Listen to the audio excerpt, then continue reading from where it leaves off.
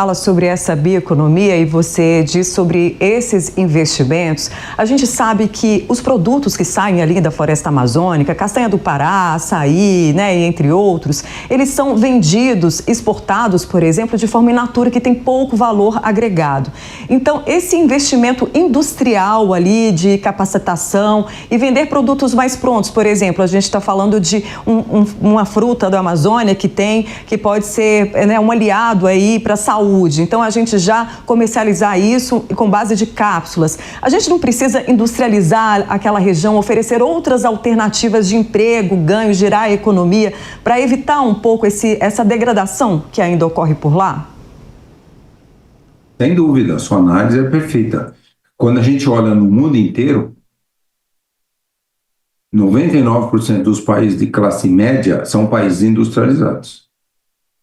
Então, quando a gente olha, até mesmo aqui no Brasil, onde são a maior parte das populações de classe média? Nos estados industrializados. Por exemplo, o estado de São Paulo, mais industrializado. Nós nos desindustrializamos. Eu me formei no ITA em 74, no momento que o Brasil estava se industrializando muito. Nos últimos 25 anos, houve uma grande desindustrialização do Brasil e de muitos países. Diminuiu o número de países industrializados. Agora, o Brasil tem políticas muito corretas de fazer essa neoindustrialização. E muito dessa neoindustrialização é exatamente na industrialização dos produtos. O Brasil tem a maior biodiversidade do mundo. A Amazônia é mais biodiversa, a savana tropical cerrado mais biodiversa, a caatinga super biodiversa, a Mata Atlântica também. Então nós temos que industrializar esses milhares de produtos da nossa biodiversidade.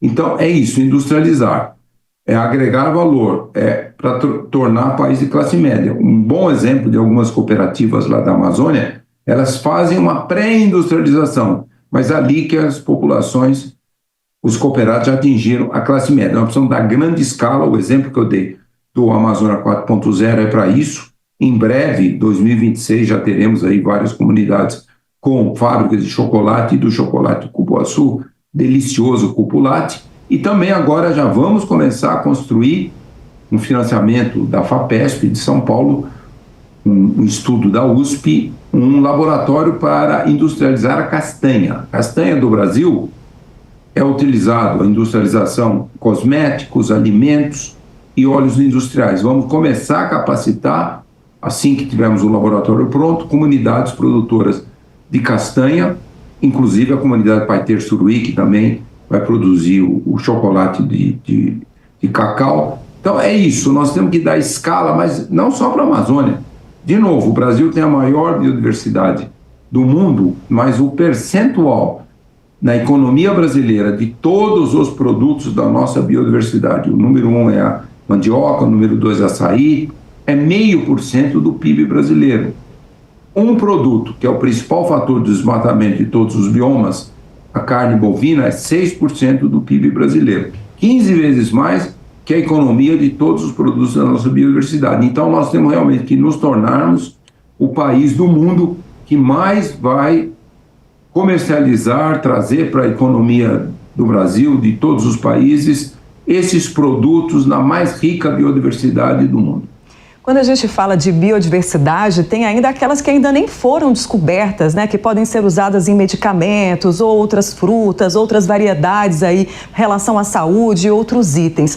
Ou seja, eu acho que a gente precisa ainda trabalhar essa questão de que a floresta em pé vale mais, né? A gente está falando de economia, inclusive, não só sobre meio ambiente. Ela tem mais valor agregado em pé do que desmatada. E a gente até vê algumas ações de fiscalização ali do IBAMA, mas também tem que se reforçar um combate na outra ponta, né? Da carne que entra ilegalmente, sem fiscalização, da madeira que entra ilegalmente, sem os selos comprovados que vieram de origem do desmatamento. Como a gente solucionar isso tudo, mostrar o valor da floresta em pé e, ao mesmo tempo, trabalhar a outra ponta para que a fiscalização não atue ali só desmontando, né, processos ali do IBAMA que tem dentro da Amazônia, mas também como esse produto sai daqui, chega até o consumidor de forma, né, com falha aí de fiscalização, de origem e tudo mais.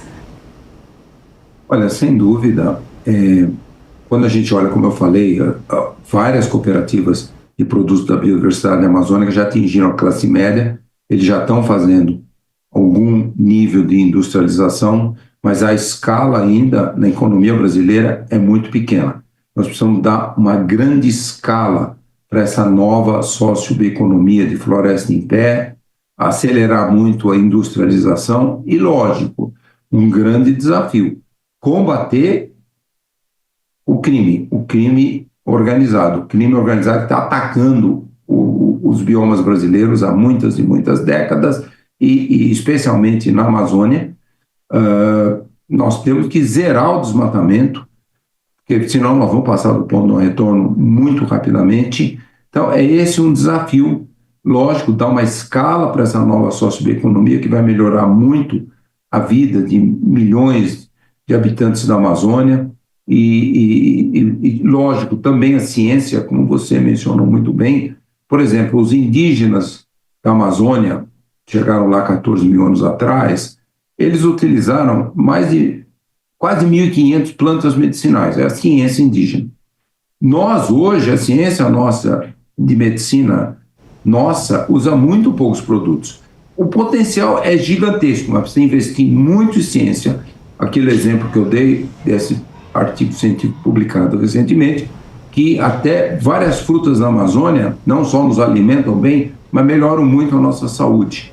Então, é isso, a ciência tem que avançar muito nisso e mostrar esse tremendo potencial econômico, né, socioeconômico da biodiversidade amazônica, é aquilo que eu falei. Também do Cerrado, da Mata Atlântica, da Caatinga, do Pampa. Professor, a COP30 em Belém será, conhecida aí pela COP da Amazônia. Como é que você vê essa escolha? O que o Brasil pode apresentar ao mundo como exemplo concreto de liderança climática ali a partir dessa discussão no meio do coração da Amazônia?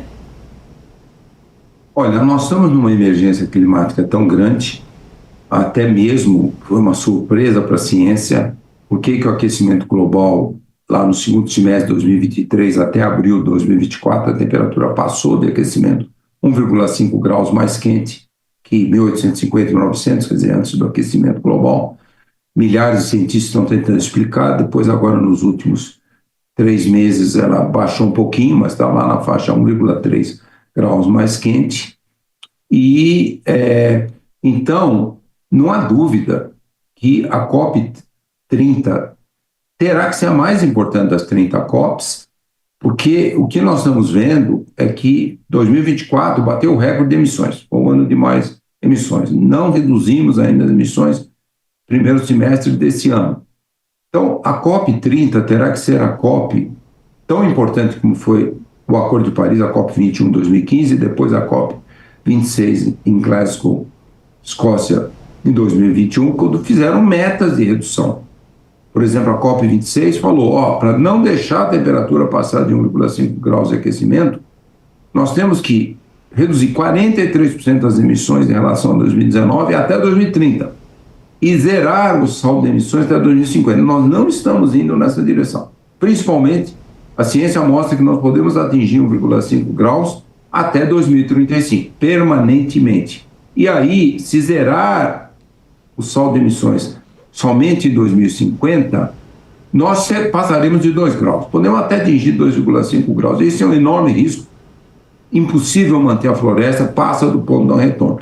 Então, a COP30 tem que ter uma ambição muito grande, ser a mais importante das 30 COPs. Todos os países ali, Estados Unidos não estarão lá, o país que mais emitiu gases, 20% das emissões globais de 1850 até o presente, hoje o segundo maior emissor, depois da China. Todos os outros países têm que ir lá com uma meta muito ambiciosa. Vamos zerar o saldo de emissões muito antes de 2050. O presidente Lula falou corretamente no final do G20, em novembro do ano passado, no Rio, que temos que zerar o saldo de emissões até 2040, não mais que 2045. Nós estamos lançando agora, cientistas brasileiros, nós vamos lançar agora, em outubro, um estudo que mostra que o Brasil tem todas as condições de zerar o saldo de emissões até 2040. Zerar todos os desmatamentos dos biomas, grande restauração florestal, acelerar a transição energética para não usar mais combustíveis fósseis e também a prática da chamada agricultura e pecuária regenerativa, que usa uma área muito menor, é muito mais produtiva, muito mais lucrativa e emite muito menos gases. Então, é isso. O Brasil lançando isso, o Brasil falando, vamos zerar as emissões líquidas até 2040, leva isso para a COP30 e convence todos os países a se comprometerem a combater a emergência climática. E também o embaixador André Corrêa do Lago, presidente da COP30, ele já trouxe essa ideia que tentaram na COP29 em Azerbaijão no ano passado e não foi para frente. A criação, o aumento muito grande do Fundo Verde para o Clima, que é 100 bilhões de dólares por ano, para 1,3 trilhão de dólares por ano, uns 500 bilhões de dólares por ano, para aumentar a adaptação, resiliência aos eventos extremos, bilhões de habitantes vulneráveis do mundo, e uns 800 bilhões de dólares por ano para a super rápida transição energética de todos os países. Então vamos torcer que a COP30 seja a mais importante das 30 COPs. Zerar emissões é uma meta bastante ambiciosa, né, professor? E você disse que o Brasil tem todas as condições para isso. Mas o que falta? O prazo está curto, né? A gente está falando de uma década, 2 no máximo, né? Olha, sem dúvida, 2040, como o nosso estudo mostra, daqui a 15 anos. Por que o Brasil pode ser o primeiro país de grandes emissões? O Brasil, por muitos anos, historicamente, desde 1850, o Brasil é o quarto maior emissor. Quase todos, 85%, uso da terra. Desmatamento, já desmatamos mais de 3 milhões de quilômetros quadrados de todos os nossos biomas. E também a agropecuária, né? O boi arrota muito metano, um super gás de efeito estufa. Então, se o Brasil zerar o desmatamento, a degradação, isso é política do Brasil, até 2030, pronto, já tem uma grande redução. E o Brasil, como eu falei, o arco da restauração da Amazônia vai remover a floresta recrescendo, remove uma grande quantidade de carbono. Então, é totalmente factível. A maioria dos outros países, China, Índia, Rússia, países europeus, a maior parte das emissões é queima dos combustíveis fósseis. O Brasil, esse número chega a 20, 22, 23%. O Brasil é um dos países que mais tem produção de eletricidade sem queima de combustíveis fósseis, hidrelétricas, energia solar, energia eólica. Então, o Brasil, sim, pode acontecer. Zero desmatamento, pronto, já reduz 40% a 50% das emissões. E aí, transição energética, reduz mais 20%, 22%, 23%. E aí, sim, claro, a transição muito rápida para a agricultura e pecuária regenerativa, que, como eu falei, é muito mais lucrativa, emite muito mais gases, é muito mais resiliente aos eventos extremos, ondas de calor, secas, chuvas excessivas. Então, nós temos condição, sim, mesmo que isso seja 15 anos, e aí sim, o Brasil ainda terá algumas emissões em 2040, a gente fala saldo de emissões zero, porque por mais que tenha emissões, lógico, nós consumimos muita carne, o boi arrota metano, mas aí o saldo de emissões zero, porque no nosso projeto a gente mostra que a restauração dos biomas brasileiros, todos os biomas, ela vai remover mais de 600 milhões de toneladas de gás carbônico por ano. Portanto, saldo de emissões zero em 2040, o Brasil pode ser o primeiro país a conseguir.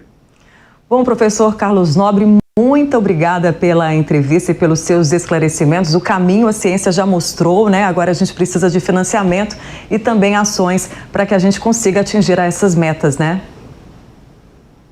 Sem dúvida, é totalmente factível. Só o mercado de carbono, quando a gente vai removendo o gás carbônico com o recrescimento dos nossos biomas, o mercado de carbono trará bilhões e bilhões e bilhões para o Brasil todos os anos e mais que o suficiente para avançar muito essa escala do Brasil ser o primeiro país a zerar o saldo de emissões. Professor Carlos Nobre, muito obrigado pela entrevista. Eu que agradeço a oportunidade. A Amazônia é decisiva para o clima do planeta, mas também, como você viu, pode ser a chave de um novo modelo econômico baseado em inovação e na força dos povos da floresta. A COP30 em Belém será um marco nessa discussão. E a ciência mostra que o tempo de agir é agora. No JP Sustentável Especial, a gente segue acompanhando os caminhos para a gente transformar risco em oportunidade e construir juntos um futuro possível. Até a próxima.